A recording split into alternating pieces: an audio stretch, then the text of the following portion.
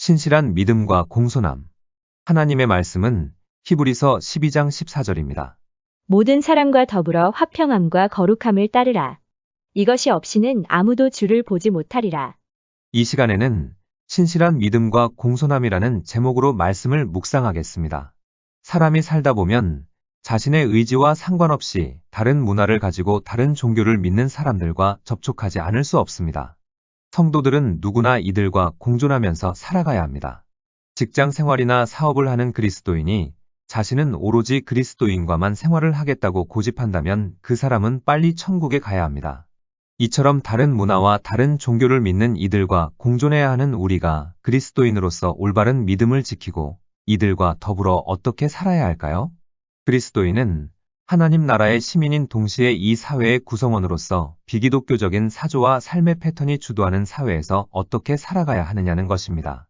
그리스도인은 다원주의 사회에서 다른 신앙과 문화를 가진 사람들과 공존하면서 그들에게 복음을 전하며 또 그들과 함께 더 나은 사회를 만들어 가야 합니다. 우리는 복음의 진리를 타협하지 않으면서도 다른 신념과 문화를 가진 사람들에게 진리를 잘 전달할 수 있어야 합니다. 그리스도인이 다른 문화와 종교를 가진 사람들에게 복음의 진리를 드러내기 위해서는 무엇보다도 정중하고 친절하며 관용하는 태도, 즉 기독교적 교양과 예절을 갖추어야 합니다. 그러기 위해서는 그리스도인이 먼저 다른 신앙, 다른 신념, 다른 가치관을 가진 사람들을 존중하는 태도를 가져야 합니다. 이를 위해 친절, 정중함, 인내와 같은 덕목이 요구됩니다. 이러한 덕목은 윤리적 덕목이 아니라 신학적인 의미를 지닌 덕목이어야 합니다. 친절, 정중함, 인내의 덕목은 성령의 열매로 성령 충만한 성도가 마땅히 갖추어야 할 덕목이고 거듭난 성도들이 당연히 형성해 가야 하는 것입니다. 우리는 다른 문화와 종교를 가진 사람들에게 인내하면서 겸손한 태도로 접근해야 합니다. 이들과 겸손하게 대화를 유지하면서 그들이 갖고 있는 잘못된 신념과 사상체계가 조장하는 희망과 불안 속에서 걸어나와 하나님께 발걸음을 옮기도록 해야 합니다. 이렇게 하기 위해 친절과 온유 그리고 정중함을 잃지 않는 기독교적 교양과 예의가 필요한 것입니다.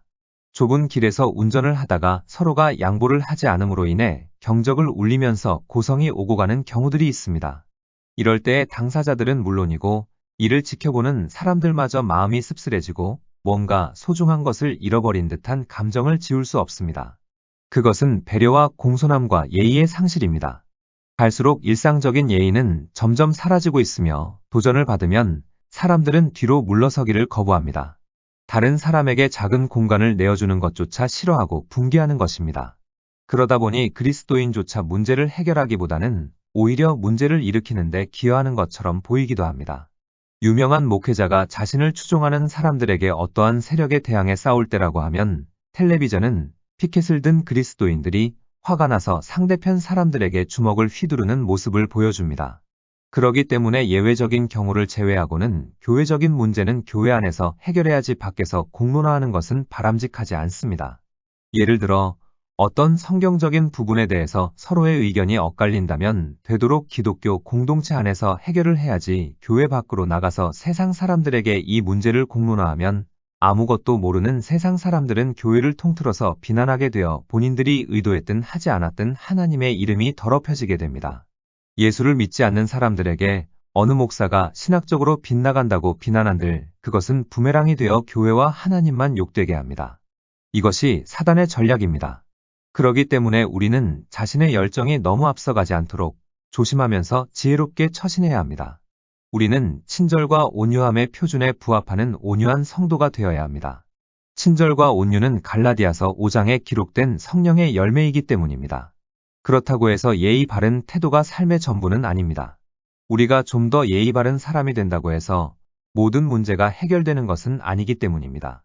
교양에 어긋나는 감정을 표출하는 것이 적절한 경우도 가끔은 있기 때문입니다. 예를 들어 다른 종교나 이단과 사이비가 유혹하려 한다면 단호히 대적해야지 예의만 가지고서는 곤란합니다.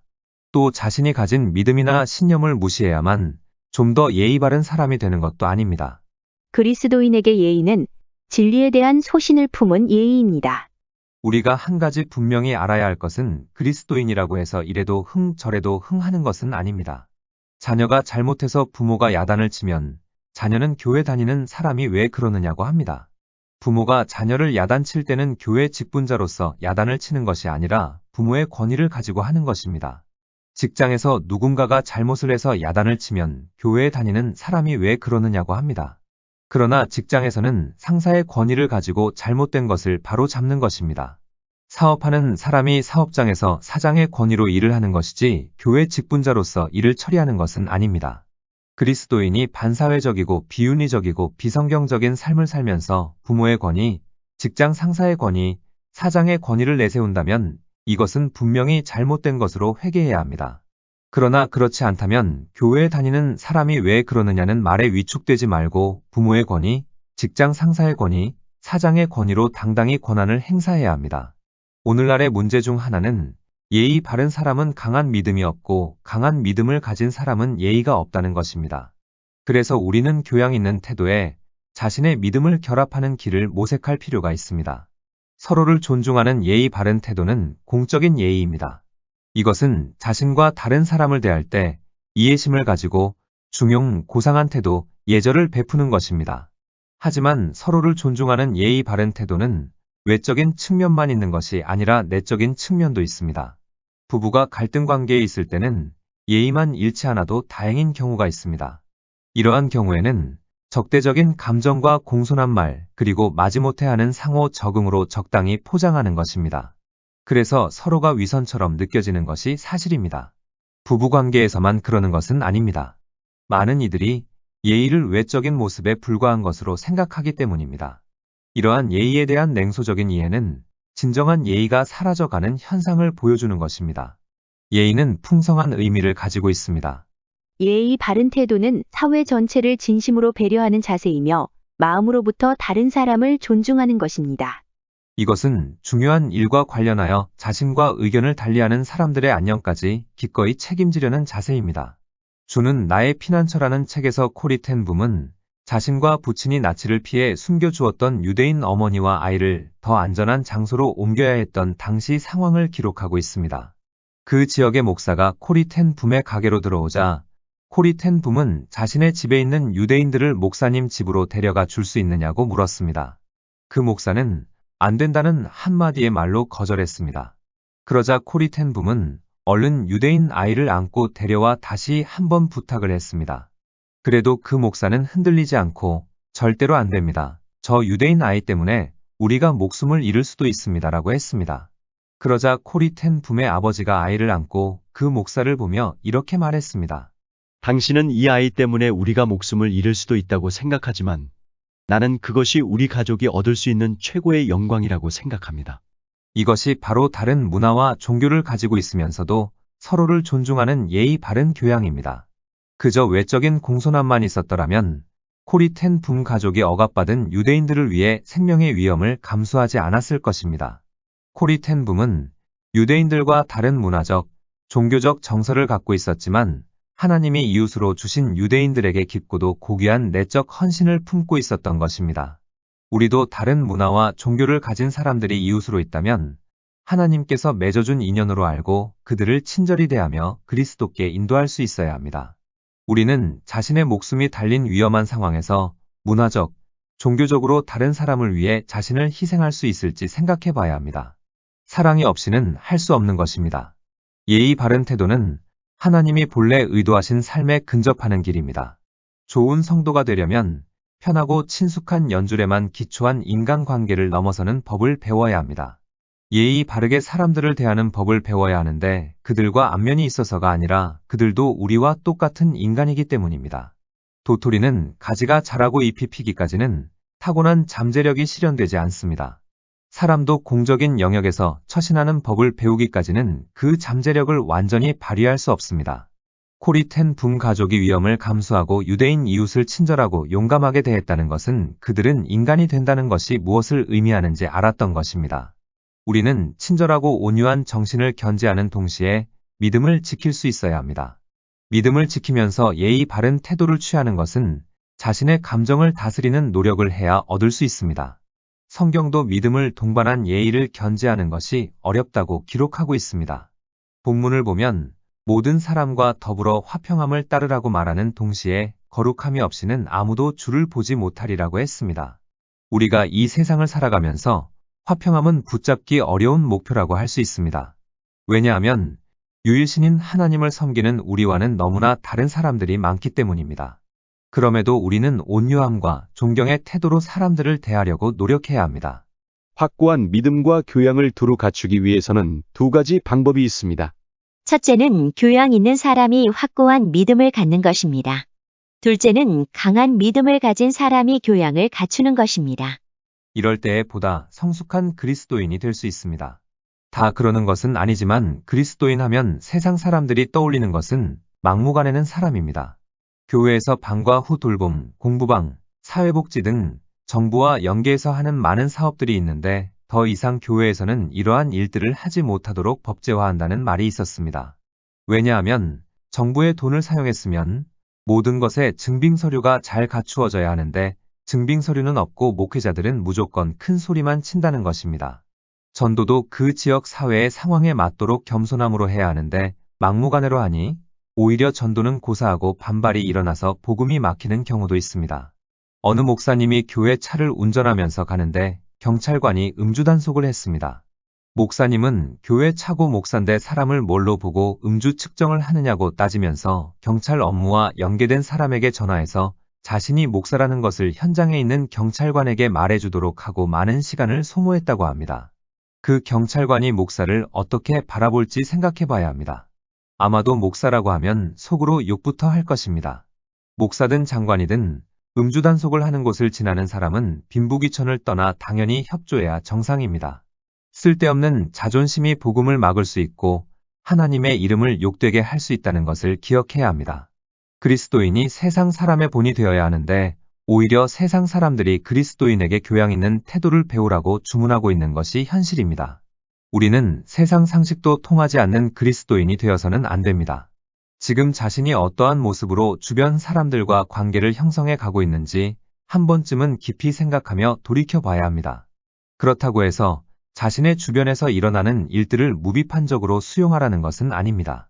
다른 사람이 믿고 행하는 것을 무조건 옳다고 인정하는 것이 교양 있는 태도는 아니기 때문입니다.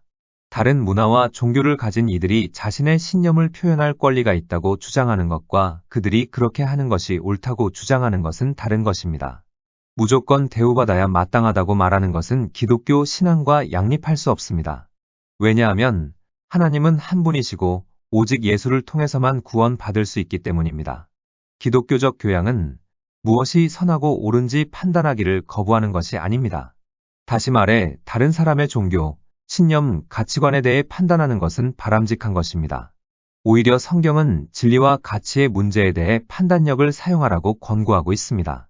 이사야 5장 20절에 악을 선하다 하며 선을 악하다 하는 자는 화 있을진저. 요한일서 4장 1절에 영을 다 믿지 말고 오직 영들이 하나님께 속하였나 분별하라.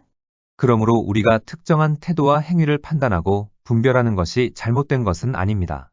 예수님이 우리에게 판단하지 말라고 명령하신 두 경우는 모두 특정한 유의 판단 자세에 대해 경고한 것입니다. 마태복음 7장 1절로 5절에 비판을 받지 아니하려거든 비판하지 말라. 너희가 비판하는 그 비판으로 너희가 비판을 받을 것이요. 너희가 헤아리는 그 헤아림으로 너희가 헤아림을 받을 것이니라. 어찌하여 형제의 눈 속에 있는 티는 보고 내 눈 속에 있는 들보는 깨닫지 못하느냐. 보라 내 눈 속에 들보가 있는데 어찌하여 형제에게 말하기를 나로 내 눈 속에 있는 티를 빼게 하라 하겠느냐. 외식하는 자여 먼저 내 눈 속에서 들보를 빼어라. 그 후에야 밝히 보고 형제의 눈 속에서 티를 빼리라. 이 경우는 자기 잘못은 신경 쓰지도 않으면서 남을 비판하는 위선적인 사람에 대한 말씀입니다. 누가복음 6장 37절로 38절에 비판치 말라. 그리하면 너희가 비판을 받지 않을 것이요. 정죄하지 말라. 그리하면 너희가 정죄를 받지 않을 것이요. 용서하라. 그리하면 너희가 용서를 받을 것이요. 주라 그리하면 너희에게 줄 것이니 곧 후이되어 누르고 흔들어 넘치도록 하여 너희에게 안겨주리라.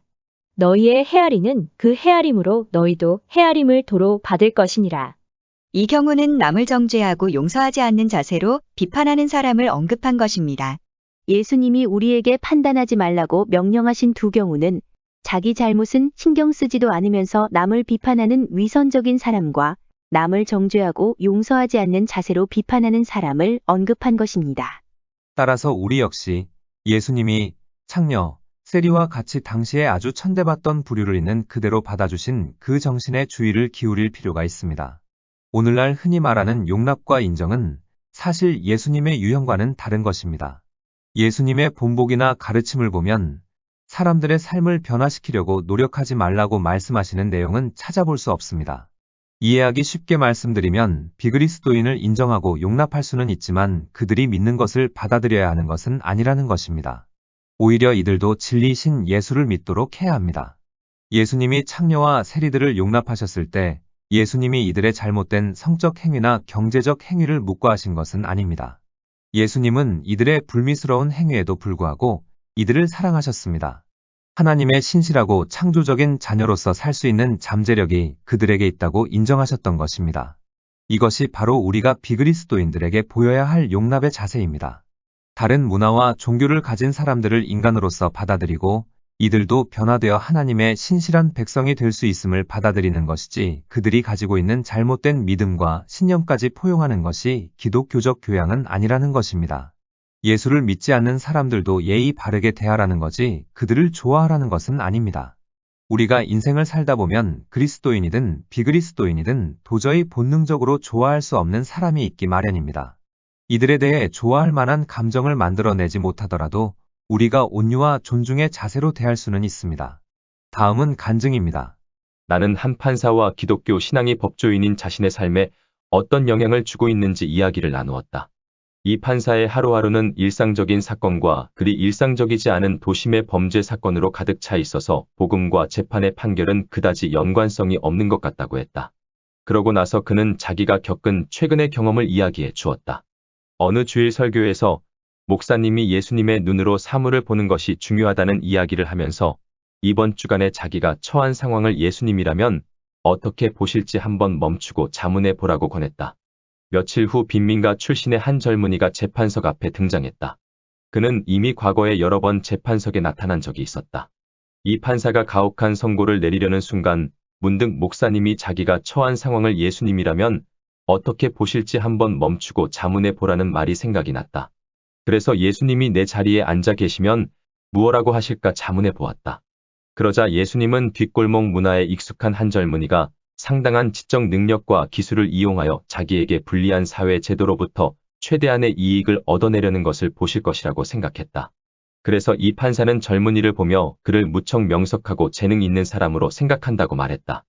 그리고 나서 당신이 더 창의적이고 건설적으로 살 수 있도록 우리가 어떻게 도울 수 있을지 함께 얘기해 보자고 했다. 그래서 놀라울 정도로 유익한 대화를 나누었고 장기적으로 얼마나 큰 유익을 줄지는 알 수 없지만 이번만은 법정에서 정말 그리스도와 같은 모습으로 재판을 했다고 고백했다. 여기까지가 간증입니다. 이 판사는 그저 형식적으로 예의를 갖추고 그 젊은이를 대하는 것 이상의 일을 한 것입니다. 실제로 온유함과 존경을 젊은이에게 보여준 것입니다. 그렇다고 해서 판사가 이 젊은이를 좋아한 것은 아니지만 이 젊은이의 가치와 잠재력을 성찰했던 것입니다. 우리는 도무지 좋아할 수 없어 보이는 사람을 온유함과 공손함으로 대할 의무가 있습니다. 우리 비유에 거슬리는 상대방의 성격에 초점을 맞추지 말고 하나님의 안목으로 상대방의 가치와 잠재력에 집중하는 것은 우리가 얼마든지 선택할 수 있는 것입니다. 모든 인간은 가치의 중심이지만 그 가치는 항상 뚜렷하게 나타나지 않을 수도 있습니다. 그래서 우리는 각 인간의 고유한 가치를 성찰하기 위해 노력해야 합니다. 우리는 우리가 만나는 사람들을 하나님이 창조하신 존재임을 상기함으로써 그렇게 할 수 있습니다. 모든 인간은 하나님의 작품입니다. 우리가 하나님의 눈에 비친 상대방의 가치를 상기한다면 우리가 좋아할 수 없는 사람이라도 경의를 품고 대하는 법을 배울 수 있을 것입니다. 그리고 현재의 보기 싫은 모습이 아니라 상대방의 잠재력에 초점을 맞출 수 있습니다. 앞에 간증으로 말씀드린 판사가 자기 앞에 서 있는 범죄한 젊은이를 좋아했다고 볼 수는 없지만 그 젊은이가 장차 될 모습을 높이 샀습니다. 상대방이 지닌 잠재력, 장차 더 나아질 수 있는 역량을 성찰함으로써 우리는 상대방을 온유하고 존경하는 자세로 대하는 법을 배우게 되는 것입니다. 좁은 골목길에서 서로 기싸움을 하며 상대가 먼저 양보해 주기를 원하는 두 운전자는 하나님이 상대방에게 주신 잠재력을 생각할 여유가 없습니다. 이러한 경우 교양을 갖춘다는 것은 전혀 낯선 이와 잠깐 마주치는 순간에도 상대방에게 친절하고 온유해지는 법을 배우는 것입니다. 우리도 이와 같이 서로 존중해주고 예의 바른 태도의 공적인 차원을 간과해서는 안 됩니다. 기독교적 교양이란 우리가 아는 사람들을 존귀하게 대하는 것 이상입니다. 자신과 가까운 관계를 열심히 가꾸는 일뿐 아니라 전혀 모르는 다른 사람에 대한 깊은 관심, 즉 삶의 현장인 공적인 영역에서 이루어져야 하는 삶의 모습인 것입니다. 서로를 존중해주는 예의 바른 태도는 그 자체로 귀중한 가치가 있습니다. 다른 문화와 종교를 가진 사람을 예의 바르게 대하는 것은 기독교 공동체에서 그다지 중요하지 않았던 태도입니다. 그러나 남을 존중하고 온유한 사람이 되는 것 자체가 하나님의 뜻에 합당한 길임을 우리는 기억해야 합니다. 말씀을 정리하겠습니다. 그리스도인은 다원주의 사회에서 다른 신앙과 문화를 가진 사람들과 공존하면서 그들에게 복음을 전하며 또 그들과 함께 더 나은 사회를 만들어 가야 합니다. 그리스도인이 다른 문화와 종교를 가진 사람들에게 복음의 진리를 드러내기 위해서는 무엇보다도 정중하고 친절하며 관용하는 태도, 즉 기독교적 교양과 예절을 갖추어야 합니다. 이를 위해 친절, 정중함, 인내와 같은 덕목이 요구됩니다. 이러한 덕목은 윤리적 덕목이 아니라 신학적인 의미를 지닌 덕목이어야 합니다. 우리가 다른 문화와 종교를 가진 사람들을 용납하는 것은 그들도 변화되어 하나님의 신실한 백성이 될 수 있음을 받아들이는 것이지 그들이 가지고 있는 잘못된 믿음과 신념까지 포용하는 것은 아닙니다. 남을 존중하고 온유한 사람이 되는 것 자체가 하나님의 뜻에 합당한 길임을 우리는 기억해야 합니다. 기도하시겠습니다. 하나님, 우리의 삶이 신실한 믿음과 공손함이 조화를 이루게 하옵소서. 그래서 하나님의 빛을 발하며 많은 이들을 그리스도께 인도하게 하옵소서. 예수님의 이름으로 기도드립니다. 아멘.